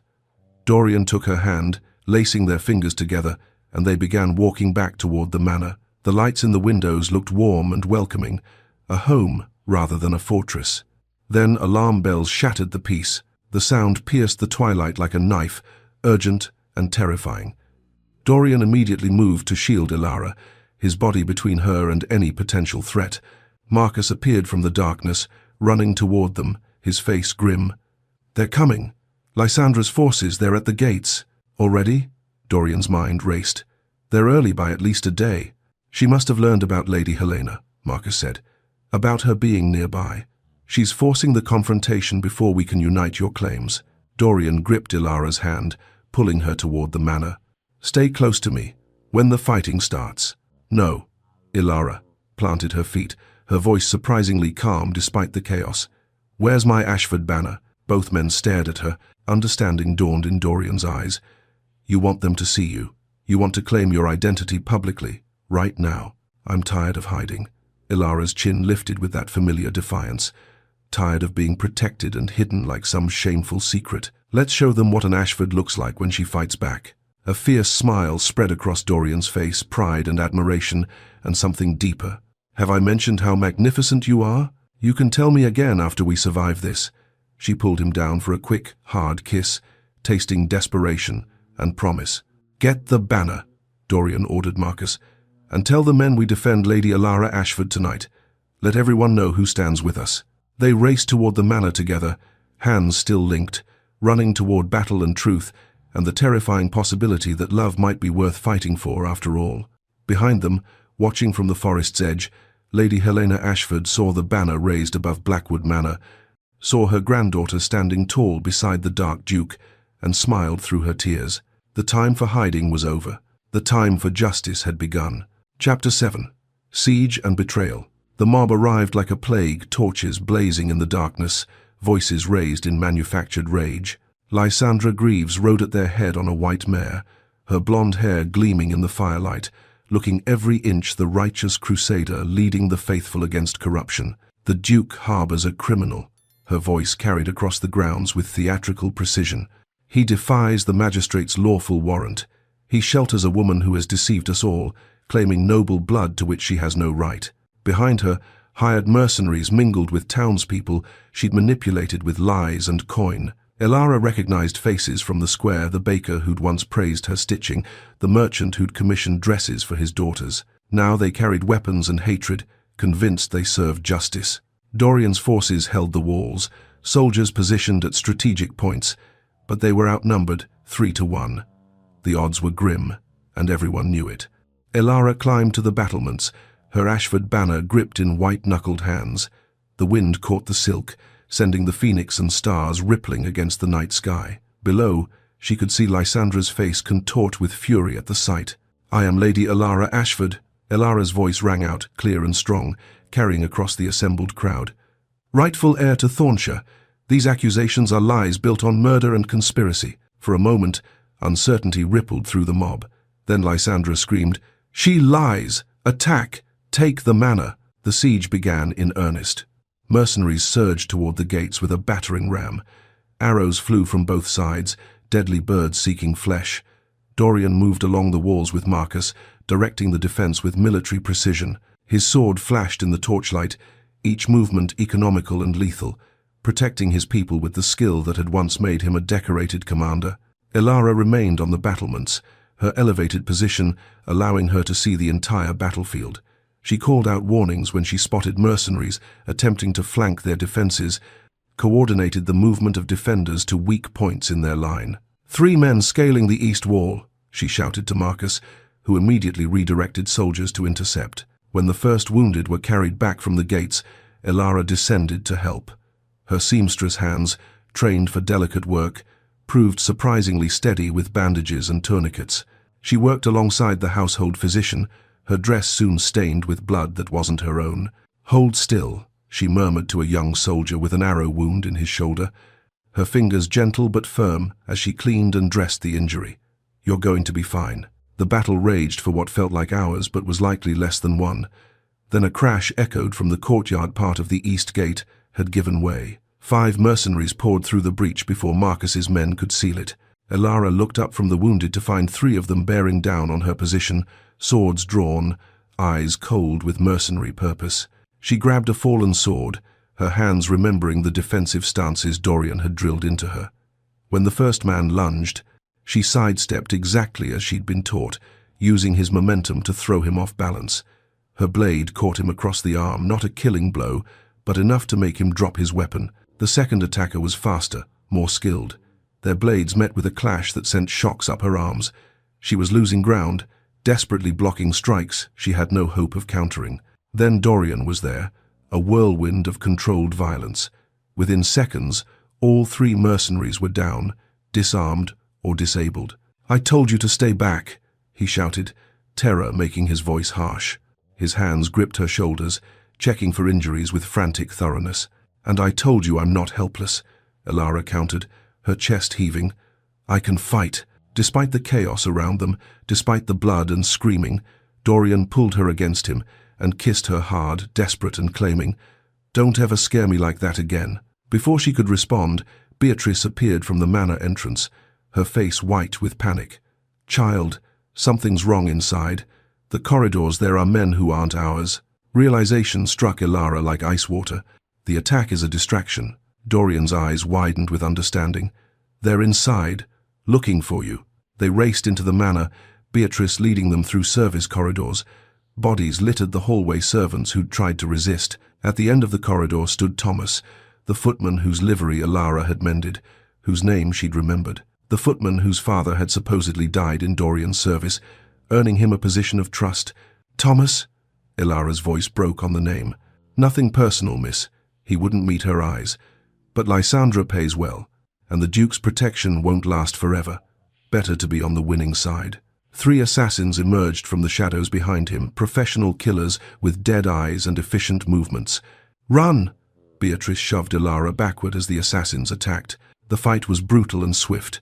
The 2 guards with them engaged the assassins while Beatrice pulled Elara toward an alternate route. One assassin broke through, his blade finding Beatrice's side. She cried out but remained standing, pushing Elara behind her. "Go!" Beatrice gasped. "Find his grace." But in the confusion, Elara was separated from everyone. She ran through corridors she'd explored during sleepless nights, her knowledge of the manor's layout her only advantage. Behind her, footsteps pounded 3 assassins in pursuit. She ducked through a servant's passage, emerged in the main hall, raced toward the library. If she could reach it, barricade the door, call for help. The library door slammed behind her. She grabbed a fire poker from the hearth, the only weapon available. Through the windows, she could see the battle still raging outside, so close to help, yet impossibly far. The door exploded inward. The 3 assassins entered with predatory grace, spreading out to cut off escape routes. Elara backed toward the far wall, poker raised, heart hammering. She would fight. She would not make this easy. Then Thomas appeared in the doorway, holding something white, a cloth soaked in something that made her eyes water even from a distance. "I'm sorry," he said, and he almost sounded sincere. "Orders are orders." Elara lunged for the window, desperate to break through, to scream for Dorian. But the assassins were faster. Hands grabbed her arms, and the cloth pressed against her face. Chemical sweetness flooded her nose and mouth. She fought, thrashing and kicking, but the chloroform was inexorable. Her vision blurred, darkness creeping in at the edges. The library door crashed open again.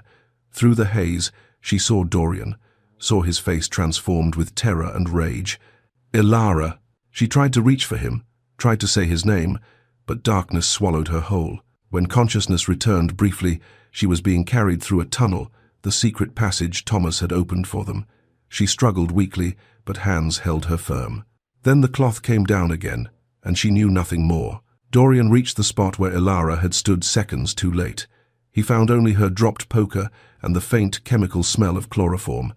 The secret passage behind the bookshelf stood open, mocking him. Something inside him broke. He roared, a sound of pure anguish, and overturned the massive desk with inhuman strength. Books cascaded from shelves, a chair shattered against the wall. 10 years of careful control, of measured responses, of protecting his heart, all of it burned away in the face of losing her. Marcus found him destroying what remained of the furniture, bleeding from where he'd punched the wall hard enough to split his knuckles. "Your Grace!" Marcus grabbed his shoulders, forcing Dorian to look at him. "We'll find her." "They have her, Marcus." Dorian's voice cracked, his face devastated. "I promised to keep her safe. I promised, and you will." I finally let someone in. The confession tore from him like blood from a mortal wound. I finally allowed myself to feel again, to hope, to love, and I failed her, just like I failed Catherine, like I failed Amelia. "No," Marcus shook him hard. "Catherine betrayed you, and Amelia's death was not your fault. But Ilara, you gave her something to fight for. That woman is a warrior. She'll survive until we reach her." Dorian's hands shook as he covered his face. "I love her, Marcus. I didn't want to, didn't mean to, but somewhere between catching that blade and watching her braid Jenny's hair and kissing her in the chapel garden, I fell completely, irrevocably in love with her." "I know," Marcus's voice gentled. "Everyone knows. The way you look at her, I've served with you for 15 years, and I've never seen you like this. Because I've never had this much to lose." Marcus pulled him toward the window. Outside, the mercenaries were retreating, Lysandra's forces pulling back now that they'd accomplished their objective. The siege had been a distraction from the beginning, designed to create chaos while they stole what Lysandra truly wanted. "We repelled the attack," Marcus reported. "Minimal casualties on our side. Beatrice is wounded but stable. The physician says she'll recover. But Thomas is gone, vanished with the assassins and Lady Ilara." Dorian's jaw set with cold determination, the anguish transforming into something harder, more dangerous. "Find Thomas. Find everyone involved. I want names, locations, anything." A commotion at the gate interrupted him. Soldiers were challenging someone trying to enter. "Let him through," Marcus ordered, recognizing the figure. Willem, the former executioner turned carpenter, entered the courtyard. His clothes were torn, his face scratched from running through the forest, but his eyes were clear and purposeful. "Your Grace," he panted. "I tracked the kidnappers. I know where they've taken her." Dorian crossed the courtyard in 3 strides. "Where?" "The old textile mill, north of town. Abandoned for 10 years, but I saw lights, heard voices." Willem's scarred hands clenched. "They have guards posted, at least a dozen men." "Why help me?" Dorian asked, studying the man who'd nearly executed Ilara weeks ago. Willem met his gaze squarely. "Because that woman showed me courage, showed me that saying no to evil is possible, even when it costs everything, and because I'll never again stand by while the innocent suffer. Not as long as I draw breath." Dorian clasped his shoulder. "Then stand with me now." Within minutes, a strike team assembled. Marcus, Willem, 10 of Dorian's best soldiers. They checked weapons, prepared horses, moved with the efficient precision of men trained for war. Dorian stood in the courtyard, examining his scarred hand in the torchlight. He could still feel Ilara's lips pressed against the raised tissue, could still hear her voice promising him honesty and partnership. "Hold on, Ilara," he whispered to the night. "I'm coming, and nothing in this world or the next will stop me from reaching you." They rode into the darkness, toward the abandoned mill and whatever horrors awaited there. Behind them, Blackwood Manor stood battered but unbroken, Ilara's Ashford banner still flying from the highest tower, a declaration and a promise that this story was far from over. In the forest, Lady Helena watched them go, her own small band of loyal retainers gathering around her. She'd remained hidden long enough. It was time to reclaim what had been stolen, to protect what remained. It was time to remind the world what happened to those who threatened an Ashford. Chapter 8. Rescue and Reckoning. Ilara woke to the smell of dust and old machinery oil. Her head throbbed from the chloroform, her mouth tasted of chemicals, and her hands were bound behind her back with rope that bit into her wrists. As her vision cleared, she recognized where she was, the abandoned textile mill on the edge of Thornwick, a place where fabric had once been woven and dreams of prosperity had died with the industry's collapse. The symbolism wasn't lost on her. They'd brought the seamstress to a tomb of her trade. Finally awake, I was beginning to worry the dose was too strong. Lysandra Greaves paced before her, still in her emerald silk gown, though it was now torn and stained. Her perfect blonde ringlets had come loose, her face was flushed, and something manic glittered in her pale blue eyes. The composed socialite had cracked, revealing something desperate and dangerous beneath. Finally, the precious Ashford heir is mine. Lysandra's laugh was unhinged. Do you know how long I've waited for this moment? Elara's tongue felt thick, her thoughts sluggish from the drug. Why? The word came out slurred. Why do you hate me so much? Something in Lysandra snapped at the question. She stopped pacing, turned to face Elara fully, and for the first time, genuine emotion, raw and bleeding, showed through her mask. 7 years ago, Lysandra began, her voice trembling, I attended a military ball. I was 19, beautiful, sought after by every eligible man in attendance. And then I saw him, Dorian Blackwood, newly returned from war, decorated and devastatingly handsome despite the shadows in his eyes. She moved closer, crouching so they were eye level. I fell instantly, completely in love. I pursued him for months, attended every event he might be at, engineered introductions, made my interest abundantly clear, but he remained polite and distant, locked in grief over his dead fiancée. Lysandra's face contorted with remembered humiliation. I interpreted his distance as rejection. Me rejected by a man, everyone whispered, was broken, damaged. I felt humiliated, small. My pride couldn't bear it. She stood, resuming her pacing. That pride turned to obsession. I needed him to see me, to choose me, but he never did. He just retreated to his manor and disappeared from society entirely. And my obsession curdled into hatred for him, for myself, for everyone who'd witnessed my failure. Then Geoffrey developed his pathetic infatuation with you, Lysandra continued, her voice rising. And suddenly I saw an opportunity. Revenge against you for catching his eye. Revenge against Dorian for never noticing mine. I'd destroy you both. Elara's head was clearing, the fog lifting.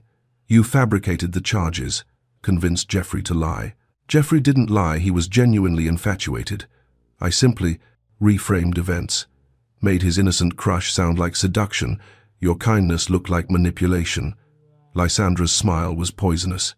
It would have worked perfectly. You'd be marked, humiliated, destroyed. Geoffrey would return to me, and perhaps, finally Dorian would notice me, see what I was capable of. But then he saved me, Elara said quietly. But then he saved you, Lysandra shrieked. And I realized there was more to your story. I started investigating, used my father's legal connections to access old records, and I discovered the truth. You're not just some seamstress who rejected my fiancé. You're an Ashford, the key to power, to wealth, to everything. She knelt again, her face inches from Elara's. If I eliminate you and your grandmother, I can claim I've ended the Ashford threat. The Thorns will reward me handsomely for protecting their stolen lands. The Crown will thank me for preventing a succession crisis. And Dorian, her voice broke, Dorian will finally have to notice me. Despite the fear coursing through her, despite the ropes and the danger, Elara laughed. The sound was sharp and cutting in the dusty mill. You think killing me will make him love you? Elara's voice strengthened with each word. You're delusional. He'll never forgive you, never even look at you without disgust. Lysandra's hand cracked across Elara's face, the slap echoing in the empty space. You could have been anything, done anything. Elara continued, tasting blood. You're beautiful, wealthy, educated. Instead, you're just sad. A sad woman who confused obsession with love and built a life on spite. Doubt flickered in Lysandra's eyes for just a moment. Then she straightened, her mask of control struggling to reassert itself. We'll see who's sad when you're dead, and I'm the heroine who saved the kingdom from a pretender. She turned to confer with the mercenaries stationed near the mill's entrance, her voice too low for Elara to hear. Elara didn't waste the opportunity. Her hands remembered the feel of stubborn knots, the way thread could be teased apart if you knew exactly where to apply pressure. She worked the ropes binding her wrists, finding the pattern, locating the weak point where the binding crossed itself, one finger free. Then another. She pulled, twisted, her seamstress's knowledge of how things were constructed telling her precisely how to deconstruct them. What's your name? The young mercenary guarding her, barely more than a boy, really, with a face full of freckles and fear, startled at her soft question. Peter, he muttered, not meeting her eyes. Peter, why are you here? What did Lysandra promise you? He was silent for a long moment. Then, quietly, my sister's sick. Consumption. The physician says she needs to go to a sanitarium by the sea, but we can't afford it. Miss Greaves offered enough coin to save her. Ilara's hands continued working as she spoke. "If you help me, I promise the Duke will help your sister. He's a man of honor, Peter, a good man, and he has resources that don't require you to become a kidnapper." Peter glanced at Lysandra, then back to Ilara. She saw the struggle in his young face, desperation warring with conscience. "The door on the east side," he whispered finally. "It's unguarded for the next 10 minutes. I'm supposed to be checking the perimeter." "Thank you." Ilara's last finger slipped free. "You're saving more than just me." Peter walked away, his shoulders hunched with the weight of his choice. Outside, the night exploded with violence. Dorian's forces hit the mill with tactical precision born from years of military command. Marcus led the frontal assault, his soldiers engaging Lysandra's mercenaries with overwhelming force. Gunfire cracked through the darkness, steel rang against steel. Dorian moved like shadow around the perimeter, 4 of his best soldiers with him. He found the east entrance unguarded, as if fate itself was conspiring to reunite him with Ilara. They entered silently, weapons drawn, moving through the mill's dusty interior with practiced stealth. He found them in the main weaving room, where massive looms sat like mechanical skeletons.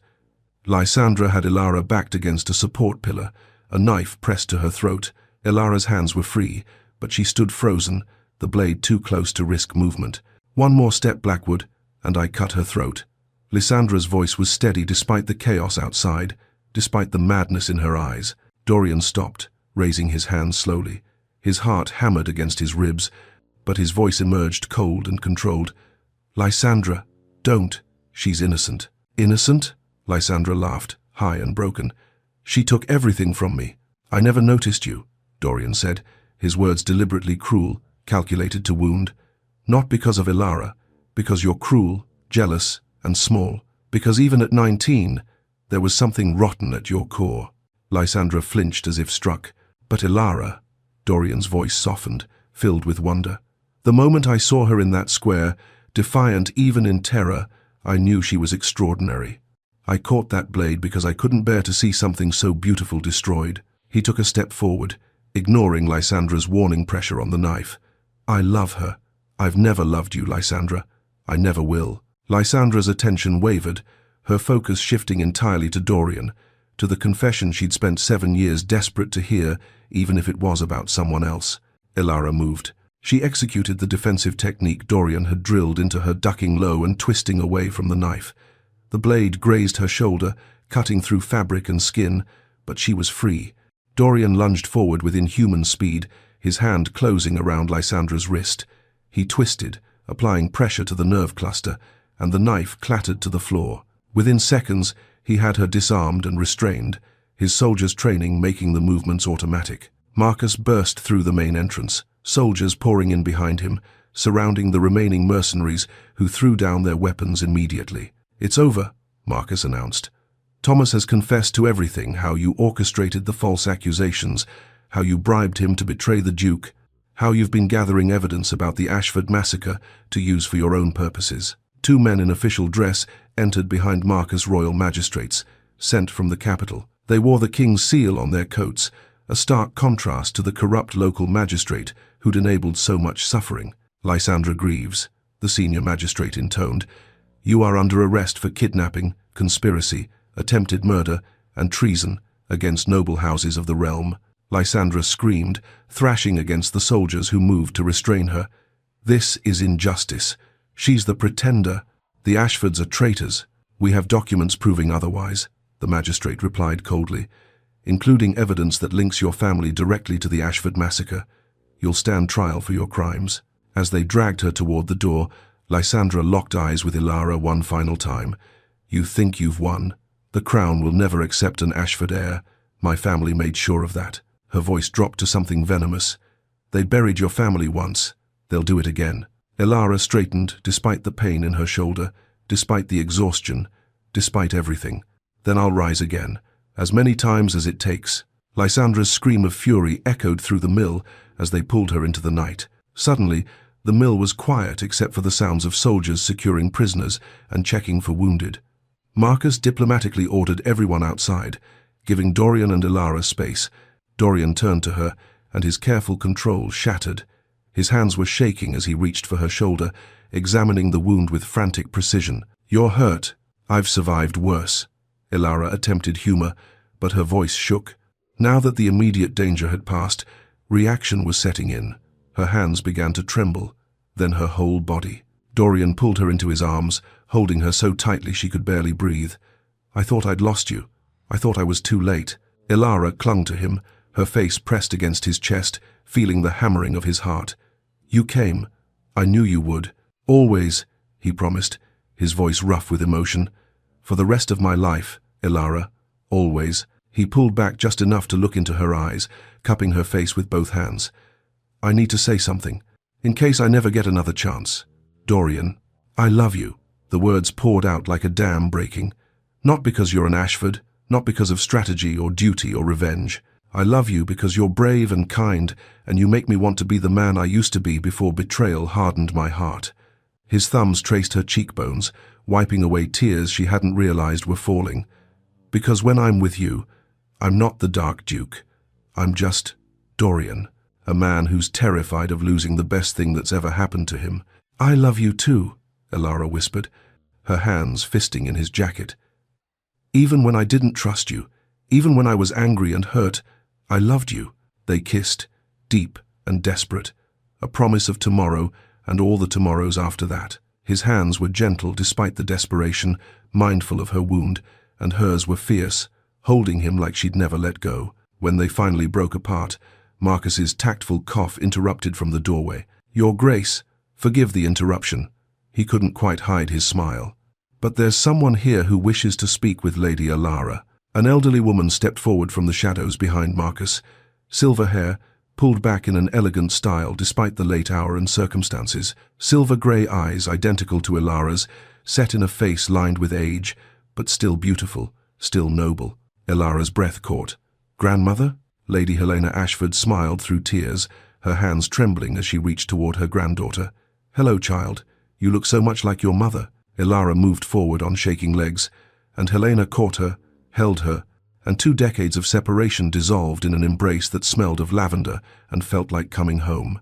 "I've been watching over you," Helena whispered. "Every day, waiting for you to be ready." "I'm ready now," Elara said. "We're ready. It's time to reclaim what was stolen." Dorian stood back, watching the reunion with something warm and fierce in his chest.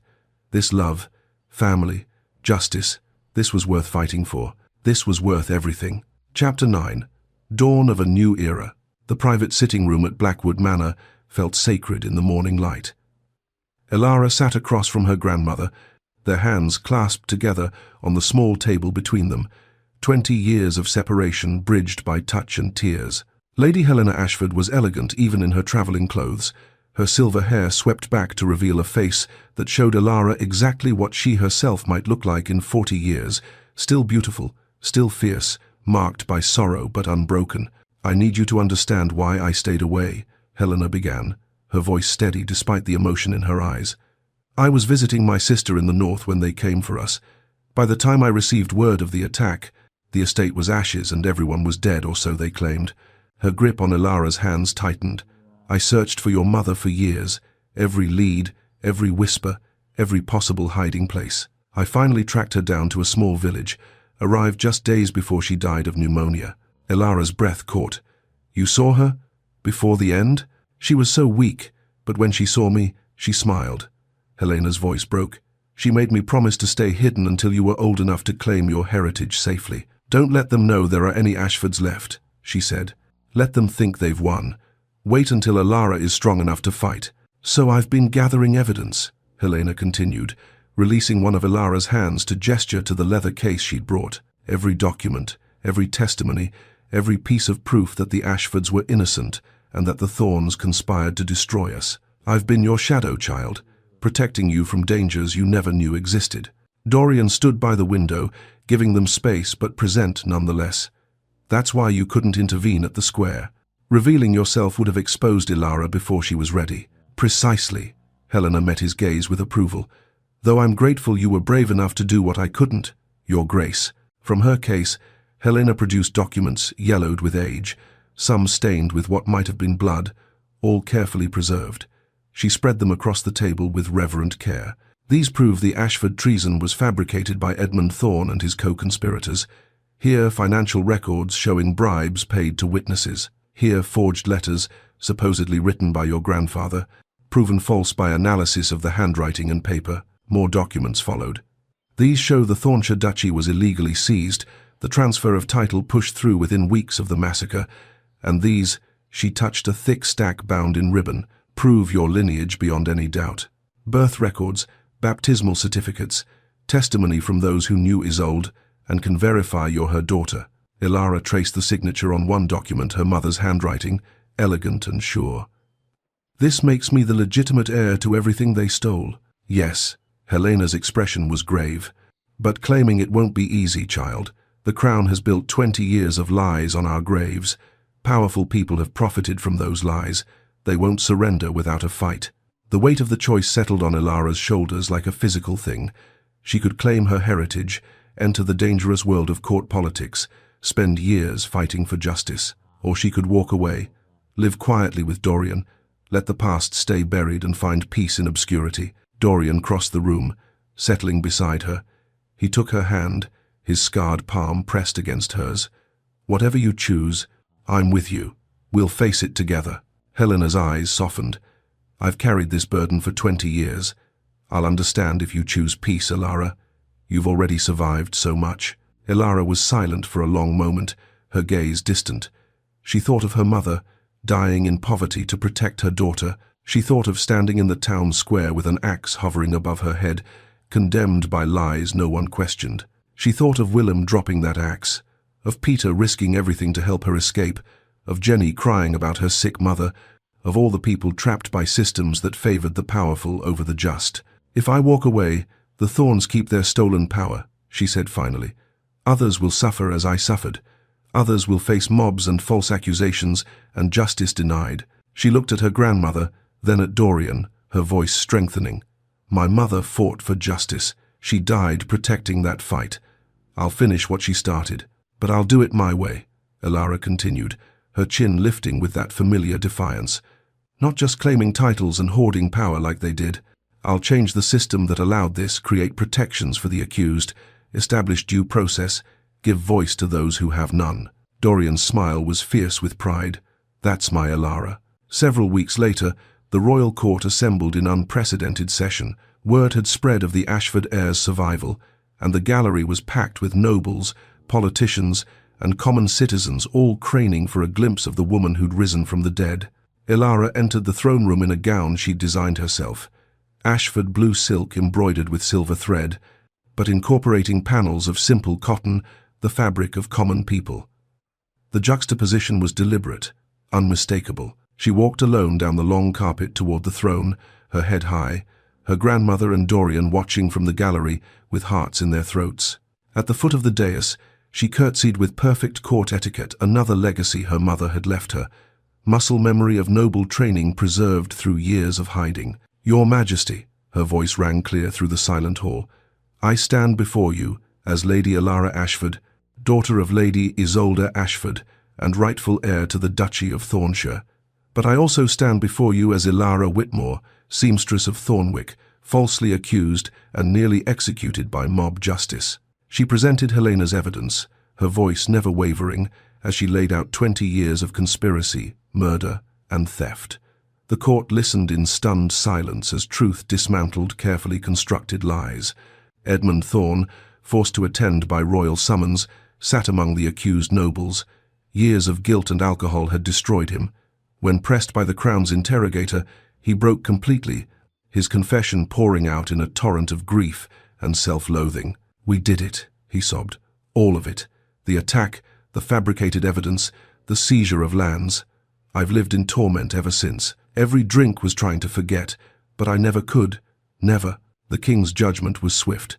Lady Ilara Ashford, we recognize your claim and formally restore you as Duchess of Thornshire, with all rights, titles, and properties pertaining thereto. The court erupted in whispers, but the King raised his hand for silence. Furthermore, we order a full investigation into all parties involved in the Ashford massacre. Justice, though delayed, will be served. The political aftermath was seismic. The Thorn family was stripped of their lands and titles, their fortunes seized to provide restitution. Lord Pemberton and other co-conspirators faced trials that would drag on for months. The corrupt magistrate was removed from office and charged with accepting bribes and perverting justice. Geoffrey Thorn, freed from his family's toxic schemes, approached Elara after the formal proceedings. He looked years older than his age, his face marked by shame. "Lady Elara," he said quietly, "I was foolish and selfish. My infatuation with you was escapism from my father's house, and I allowed my weakness to be used against you. I hope someday you'll forgive me." Elara studied him, this weak man who'd been one domino in a chain of suffering, and found she couldn't hate him. "I forgive you now, Geoffrey. We've all been pawns in someone else's game. The question is what we do with our freedom." She paused, then added gently, "Use yours well." As Duchess of Thornshire, Elara threw herself into reform with the same passion she'd once brought to creating beautiful gowns. She established legal protections for the accused, ensuring no one could be punished without proper trial. She created due process requirements, dismantling the corrupt magistrate system that had enabled so much injustice. She used her wealth to support common workers, especially women, establishing a textile guild that taught seamstress skills and provided fair wages and safe working conditions. Within months, dozens of women who'd once lived in poverty were earning dignified livings. Dorian supported her fully, using his military connections to enforce the new laws and his political acumen to navigate the complex world of noble politics. They became a legendary partnership, his strategy and her compassion, his experience and her fresh perspective, his shadows and her light. One evening, 6 months after her formal recognition, Dorian led Elara to the manor's small chapel. Ivy had been trimmed back, flowers planted, the space transformed into something beautiful rather than melancholy. "I've been the Dark Duke for so long," he said, taking both her hands in his. "I forgot what light felt like. I forgot that warmth existed, that hope was possible, that love was anything more than a weapon people used against you." He knelt on the chapel stones, pulling a ring from his pocket, a sapphire surrounded by small diamonds, the setting antique and exquisite. "Helena gave this to me. It was your mother's. She wanted you to have it." Tears already streaming down Elara's face. "Dorian, will you marry me?" His voice was rough with emotion. "Not as strategy, not as political alliance, but because I love you, because I want to spend every day watching you change the world and knowing I'm lucky enough to stand beside you." "Yes," Elara laughed through her tears, pulling him to his feet. "Yes, 1,000 times yes." The ring slid onto her finger perfectly, as though it had always been meant for her. When they announced the engagement, Beatrice Thornwood cried such happy tears that she had to sit down. "I've waited so long to see both of you find happiness," she said, clasping their hands together. "You were both so wounded when you met. Now look at you, healed, whole, building something beautiful." She looked at Elara with shining eyes. "I need to tell you something. I was there the night you were born, child. Your mother held you and said, 'She'll be stronger than me. She'll finish this.' And she was right. You've done more than finish it. You've transformed it into something she never imagined." The wedding was intimate, held in that same chapel where they'd shared their first kiss.